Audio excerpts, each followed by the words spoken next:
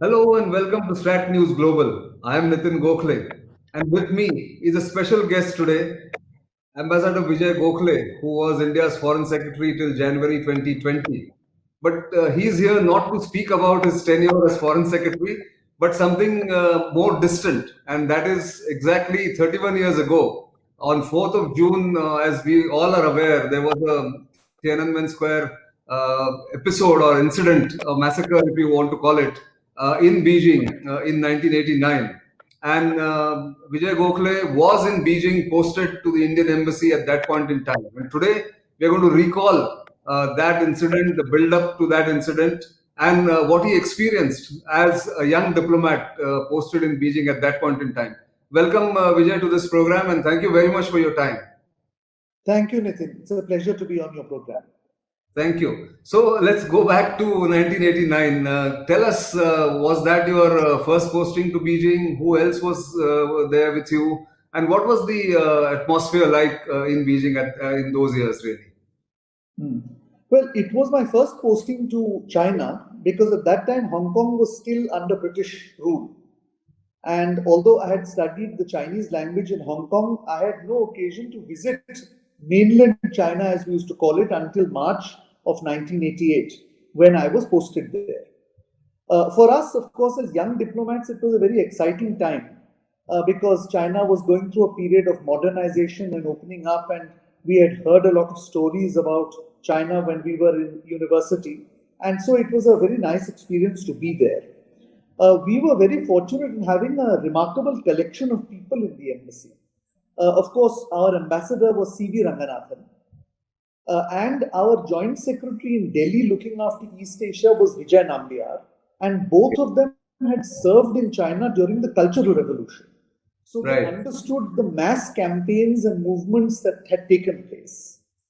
And then, of course, at the deputy ambassador level, you had Shiv Shankar Menon, who had also been there from 1986 and therefore seen the student protests of December 1986. So he too had a very good understanding of the situation. So, in that sense, we were very fortunate as younger diplomats to have three officers, both in New Delhi and in headquarters, who understood China, and the sort of training we got from these three have served all of us well. As it happened, among others who were there at that time was Nirupama Menon Rao, who was director in Delhi. And along with me in Beijing was Gautam Bambawale. And many of us went on to become Indian ambassadors to China. So it was a very remarkable group of people there. And lastly, but not least, from the intelligence side, we had Jaydev Ranade, who I still think today is probably the best and most knowledgeable person on internal affairs, because he not only has experience, but he has continued to keep up his study of China's domestic politics. Certainly, you're saying that you're being modest about it. You are yourself a China specialist, but certainly I agree with what you're saying about Jaydev. And it's a remarkable coincidence that all of you went on to become ambassador to Beijing, and of course, all China specialists, you, Gautam Bambawale, Nirupama, got posted there later. But tell me, when this students' movement in Tiananmen began, or around Tiananmen that they started gathering, you must have been watching it as not just as an Indian diplomat, but also somebody living in Beijing. How did it begin? What happened there, really? Well, it began rather quietly because on the 15th of April in the evening, the Chinese Central Television announced the death of the former General Secretary Hu Yaobang. Now, at that time, of course, Beijing was completely unlike the Beijing of today. There were maybe a handful of buildings above 6 stories because there were no elevators or lifts in any of the buildings. There were no cars on the road. You I could see. actually walk in the center of the road and you were not likely to be hit. There were millions of bicycles, and foreigners were living a very privileged life, very different from ordinary Chinese. So Beijing is of today's Beijing is 100% different from what it was. And of Right. course, the China Central Television was the only station to watch, so it was not as if we had a great choice. Mhm. What was interesting was the announcement would have probably passed unnoticed by people like us, but with people like Ambassador Ranganathan and Councillor Menon in the embassy, they immediately realized the significance of this. because in December of 1986, Hu Yaobang, who was then the General Secretary, had been deposed from office by the Communist Party for allowing the student protests to grow, because he felt that some amount of loosening of the system was required so that China became modern and did not revert to the Maoist period. So I recall in the 16th morning itself, and if I'm not mistaken, it was a Sunday, Shankar Menon took a meeting in the embassy and immediately indicated to us that this story had to be followed. Right. And since both Ambassador Ranganathan and Shiv Shankar Menon understood that the first indication of trouble would be the appearance of what is called big character posters. This is a traditional Chinese way of protest or of providing information, handwritten on paper with ink and brush. In large characters which everyone could read. At that time, of course, there were no other digital means for spreading information. So I recall very distinctly that Shiv Shankar Menon told many of the younger diplomats that we should be going to Beijing University and other universities in North Beijing to see if activity has begun on the campus. And sure enough, they were right, because when we went on Monday morning, some of us went on Monday morning, I was not there, but some of the other colleagues went. Big character posters were already coming up in Beijing University and Tsinghua University, mostly, of course, at that stage, in sympathy or in memorial to Hu Yaobang. But this was the first indication, and to that extent, I think we were off the mark much quicker than many other embassies because of the experience our senior diplomats had. Yeah, so the Western embassies wouldn't have caught on, as you're saying. Probably they did not have that kind of understanding. Perhaps we don't know what their understanding was. But when did this protest really pick up? Because April is what you're saying, that the death was announced, and then you must have seen the gathering gradually picking up around central Beijing or around Tiananmen Square. Well, the gathering picked up fairly quickly, because by the 17th or 18th of April, remember the death had been announced on the 15th evening, which was over the weekend. By the 17th or 18th of April, already thousands of students were coming into the square to a column in the center of Tiananmen Square called the Monument to the People's Heroes, which is colloquially called as Martyrs Memorial, but it is actually called the Monument of the People's Heroes. Traditionally, that is the place where wreaths are laid, paper wreaths of white flowers made of white paper, and small poems are left if you want to pay respect to leaders. And this is what happened in April of 1976 when Chou Enlai died, when wreaths were laid. And at that time also there was a Tiananmen incident where, of course, the Gang of Four were able to brutally suppress that movement. So we were already aware of this, and of course Tiananmen Square is a place nobody can miss. So by 17th or 18th, many embassies had realized that this was an unusual development. Of course, nobody saw the extent to which it would go, but we were all visiting the square and taking a look at it. Essentially, these were sympathy marches. They were not marches in protest against the government. They were marches to show sympathy with Hu Yaobang. The real trigger that happened was first on the 22nd of April at the formal memorial service in the Great Hall of the People. At that stage, outside the square, a large number of students had gathered, and the authorities had allowed them to gather. When that memorial finished, 3 or 4 of the students kneeled on the stairway before the Great Hall of the People with a petition in their hand to ask Premier Li Peng or some other senior leader to come out and take it. This is a very traditional Chinese imperial custom. You kneel in front of the palace with holding out the petition. What happened is, of course, that nobody came. And I think that angered the students, because the students felt that here they had come out in sympathy for a leader of the Communist Party.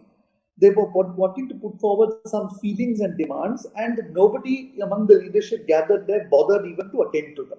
So I think that was the first spark. But of course, the real spark was an editorial which appeared in the People's Daily of the 26th of April.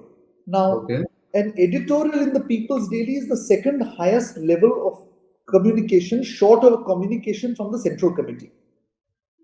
So when an editorial appears in the People's Daily, it is very clear that this has to be approved at the very top.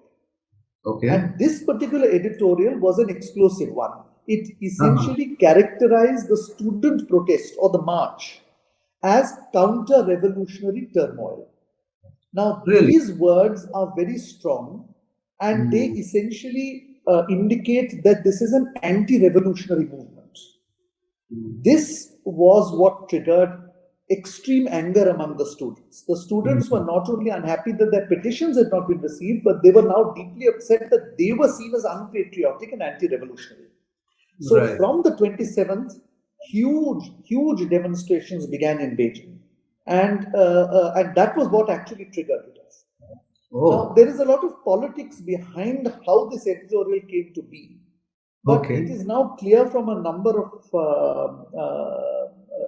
subsequent post-mortem reports that it was approved by Deng Xiaoping himself, that Chao Ziyang, the then General Secretary, was not in Beijing. He had traveled to North Korea on the 23rd after the funeral, but that he had by telegram approved it, although he would later say that he had approved it with conditions. But essentially, the party felt that they needed to send a message. And this is the way they thought they would do it. Of course, once this editorial came out, the entire diplomatic corps and media realized that there was trouble ahead, because this was a big signal for us. So after that, everybody got into the square, and we would frequently bump into each other in the square, all the diplomats and the foreign media.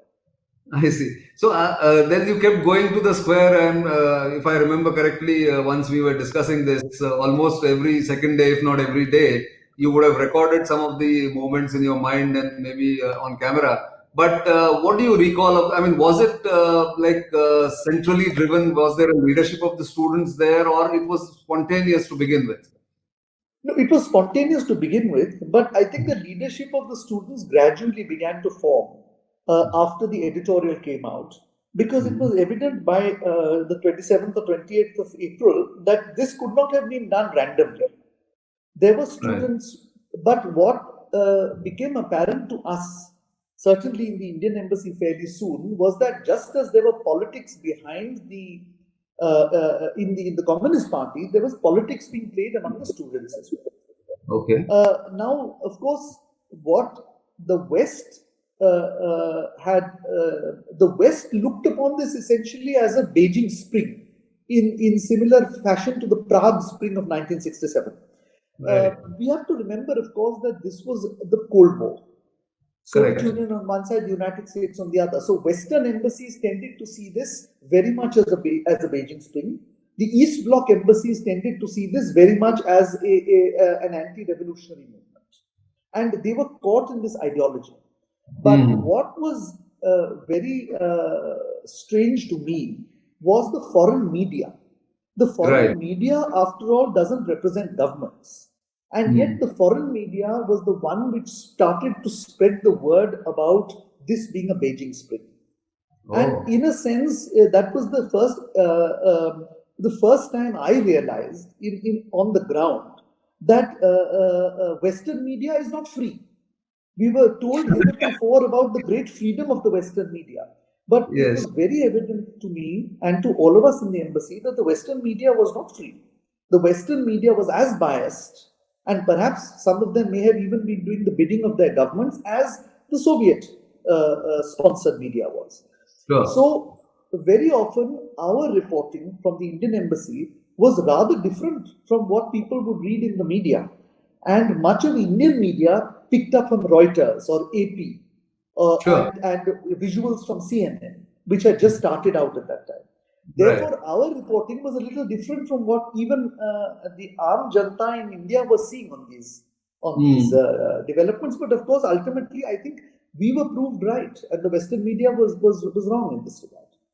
Correct. But what you're saying about Western media has been proved time and again after that in Iraq or in Afghanistan, or even in case of India. I mean, we see that bias creeping in everywhere. I mean, they just don't want the third world, in their eyes, third world countries to really flourish, or they do not have any other opinion apart from their own government. We've seen that. Right. But that apart, I was speaking to Shankar Menon last year around the same time. You would have seen that interview with him on the same incident.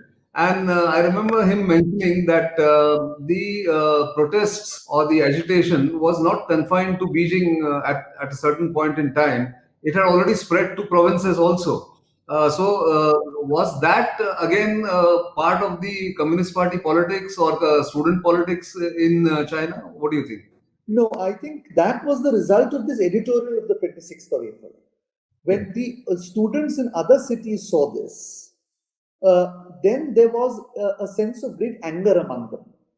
Right. And essentially, what happened was at that time, of course, air travel was virtually unknown, so people traveled by train. But train travel was relatively easy. So a number of students from other cities came to see what was happening in Beijing, and they took back images and they took back ideas, and then they started doing their own thing in those cities. So essentially, what you had was a big build-up from 27th April to around the 4th of May. Correct. And on the 4th of May, an interesting development took place in that there was the meeting of the annual governors meeting of the Asian Development Bank. And Shankar Rao Chauhan, who was our finance minister, was one of those who was attending. Now, Chao Ziyang, who by then had been pushed into the background by the conservative leaders and was losing his grip on power, he realized that this was a golden opportunity to come out and be seen as a friend of the students and to ride on the students' back to regaining his authority.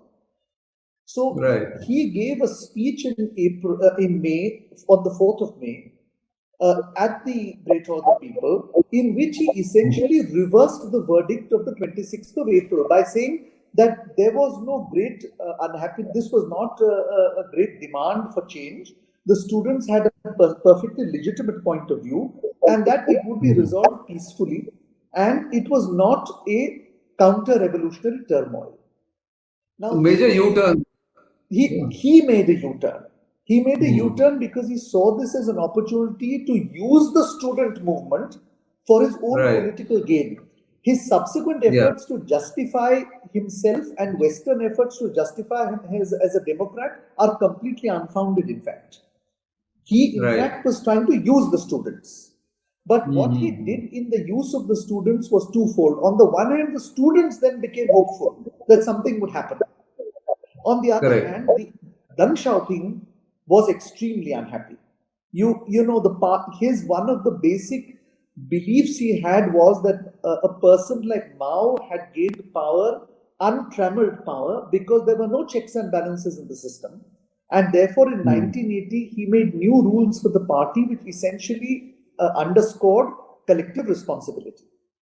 And he felt that Chao Ziyang making this statement in front of the foreign public was a breakdown in collective responsibility. He should have first taken approval of the Politburo and the Central Committee, or at least the top leadership, and then made the statement. So that was, in a sense, another turning point. But I must tell you, before that, there was a very interesting recollection I have. Another minister of our government visited Beijing at that time. His name was Makhanlal Photedar. He was, if I recall, Minister for Mines. And at one time, Srimati Indira Gandhi's election agent at Raebareli. Went on to become a minister. Very old world from Jammu and Kashmir. When he landed in Beijing, I think it was 30th April or 1st May, certainly before the 4th of May. He had read and heard about this. He was very excited. He said, "Chaliye mujhe wo Tiananmen mein le jaiye dekhne ke liye." So I was his protocol officer. I was assigned to look after him. So we got into the car and drove. There was no traffic in Beijing. We were there within 5 minutes. There were 200 or 300 people in the square, a couple of banners here and there, no noise, no hustle, no bustle. So he looked at it and then he said, "Nahi, chaliye ab udhar le jaiye jahan ye khalbali mach rahi hai." I told him, "This is it." So one look at me and he says, "Gokhale, you have brought me here to see this. In India, the DYSP will not go to attend to this problem." So that was an education to me. I realized that we live in a democracy. 50,000 people protesting at India Gate shouting slogans against the Prime Minister of the day or his or her government is par for the course. But in Absolutely. China, 50 people shouting a slogan in Tiananmen Square is a challenge to the regime. And Of course. a minister could not understand that. He just could not figure that out. He thought this Correct. was a routine matter being blown out of proportion. And to Exactly. that extent, I also realized how little we understood China even after the trauma of 1962. And I That's regret to say that situation persists to this day. We don't I have can imagine. very much of good scholarship and we don't have very much of media reporting either. Vijay, I'll come to what the Chinese media would have done that time, but I want to relate, since you mentioned this minister's amazement at what he saw. And exactly 20 years later, in 2009, I was there to report the 2009 parade, the 60th anniversary of the founding of the PRC. And in Tiananmen, somebody, a senior colonel I had met in Kunming for the first exercise hand in hand. I ran into him, or maybe he was training or whatever. And he said something very interesting for me. It gave me an insight that we are not afraid of any terrorist attack in Tiananmen. We are afraid of a Uyghur or a Tibetan, throwing a pamphlet in during the parade. That is our main concern. So I think that continues in China in that sense, really.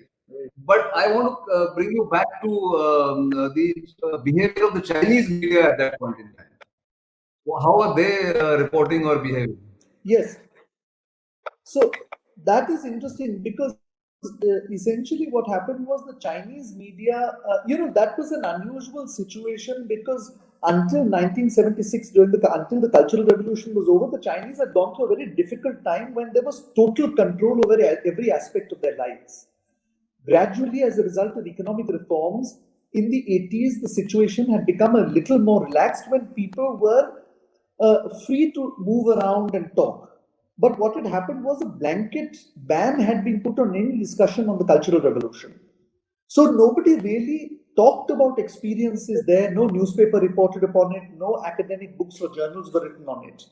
And all the journalists who were the young journalists in the field and who had grown up without being really affected by the Cultural Revolution, therefore had grown up in an entirely different atmosphere. Sure. They began chafing at these restrictions on reporting what was happening with the students because they were, after all, in the square. They were seeing things. As journalists, it was their job to be there, and yet they could not report on it.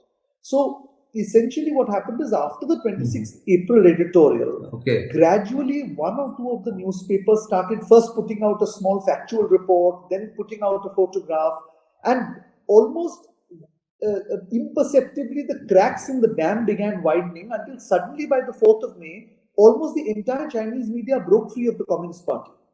And when that happened, it was an amazing thing because the reporting that came out of the Chinese media was actually better and more accurate than the reporting coming out of the Western media. Because the Western media was slanted. They had already decided this was a democracy movement. The Chinese media was reporting the facts as they were on the ground. And therefore, very often in the square, our sources, at least those that all of us in the Indian embassy were talking to, were more often the Chinese media than the students or the Western media. Right. The Western media, on the other hand, tended to rely on the students. Yeah, you got the correct picture. Even Jaydev mentioned that they used to go to the barricades, you were there at night, you all were there till late night, get the correct picture from there. But then, how did the attitude of the state harden gradually? And then, what is the final sort of conclusion on the 4th of June when the massacre happened? Do you have a recollection of that? What happened between May to 4th June? So essentially, on the 20th of May, once martial law was declared, there was a sort of interregnum for 2 weeks until the 3rd of June when very little action actually took place on the ground. Many of the army units had moved in but were essentially stationary and had been surrounded by groups of citizens who were trying to explain to them that the students' grievances and the movement was legitimate and no hard action, no military action should be taken against them. Now, given this interregnum, the Western media put forward all kinds of theories, including the fact that the General Secretary Chao Ziyang had returned after being deposed. There were theories about Deng being ill and in hospital. There was another theory about army units of the PLA refusing to act, and in fact, some possibility of clashes between PLA units. But as we, of course, now know, none of this was true. Essentially, what Deng Xiaoping was doing was tying up all the loose ends before he actually took action. So effectively, what he did was he brought the Chinese media under control by stationing PLA units inside the media organizations and ensuring that they adhered to the party line. He stopped movement within China between the provinces and the capital, so that the trains and the buses were brought under control, so no students could move to and fro, and therefore he cut links between the student movement in Beijing and students elsewhere. He brought the army under control by telling them that they were the army of the Communist Party. They were not the army of the nation, he said. They were loyal to the party, and therefore they need to be loyal to them. And lastly, he then got the consent of the senior veterans of the party, leaders who had led the struggle in the 1940s and 50s. Only when he had tied up all these loose ends did Deng Xiaoping take military action on the 3rd of June, night of the 3rd and the forenoon of the 4th. In a sense, this is an object lesson also for us, the manner in which the Chinese leadership acts, preparing themselves before doing it, which sometimes is mistaken outside China as dithering, is in fact deliberation. They were deliberating, they were not dithering.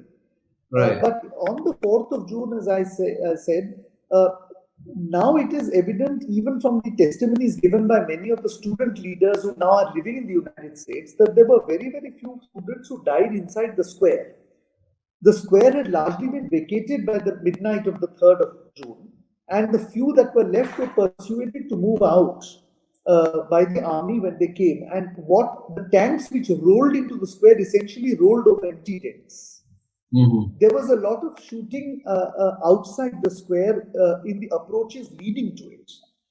But there, to be fair to the Chinese side, and I don't hold any brief for them, there were killings both of citizens as well as of army and paramilitary personnel, because they were physically stopping them, manhandling them, throwing Molotov cocktails at them, and trying to stop the army from entering Tiananmen. Our flat was on top of the main Avenue of Eternal Peace, and we have seen an incident where an armored personnel carrier was surrounded by the public. The hatch was open, and the soldiers were taken out and beaten. Now, no army in the world, whether it's a democracy or a dictatorship, would tolerate this situation. And this was repeated in multiple places around the city. So, in that sense, there were a number of civilian deaths because the army fired at them whenever they tried to block the roads. But some of these were under provocation as well. Of course, the international damage, the damage to the reputation of China was very great as a result of this, because Western media was the dominant media then. It still is now, but it was much more dominant then. And they entirely spread the narrative across the world of the so-called Tiananmen massacre. Now, I think there is a much more realistic estimate. But it is regrettable that at that time, both foreign media and Western embassies spread the word of thousands dead, thousands dying, and many more injured, and so on. And that impression persists till today. Correct. So, what is the final question to you? What is the lesson that the Chinese learned from that incident? Because since then, their grip has only tightened over the citizens and the entire administration, as well as the PLA. I mean, the whole notion of PLA serving the party is now, I think, well embedded in their mindset, isn't it? Yes, I think they took two lessons of Nitin. The first lesson was that they needed to ensure that there was no openness in the political system, even while they were determined that they would pursue economic openings. And Deng Xiaoping ensured that economic openings were not affected in any way. In fact, that is the time it took off, and it has resulted in China today being the second largest economy in the world. So they never changed their view on opening up and reform, but they were more realistic in realizing that when they opened up economically, certain influences would come in, certain undesirable political influences like freedom of speech, freedom of expression, democracy, and so on. And they were guarding themselves against that, and they strengthened the ideology. The second lesson that they drew, and it persists till today, is that the West, and in particular the United States, was determined to effect a regime change by some means or the other. That impression persists till today. A belief that they would use any means possible, including through inducement of westernization and Western thought, to bring down the communist regime. So that is another, and that view was strengthened because within 6 months of Tiananmen, the Soviet Union collapsed. Berlin Wall came down. So they have studied that subject to the death, and they have drawn the very firm conclusion that the West is determined to stop the Communist Party's further march to power, and they are determined to preserve the communist supremacy in China at all cost. These were the two big lessons they took away from Tiananmen. Yes, indeed, and it persists even today, and we know the kind of powerful country that it has become, both militarily and economically. But thank you very much for these recollections and this memories that you've carried from there, and very many lessons about people studying China. That a lot of people tend to misread China, but you have given us a kind of a insight into how not to mislead China. And for that, I think our viewers will be very grateful. But thanks for your time, and it was lovely chatting with you. Viewers, don't forget to like us on our social media platforms, and of course, keep sending feedback. But until the next time, it's goodbye and good luck. Thank you.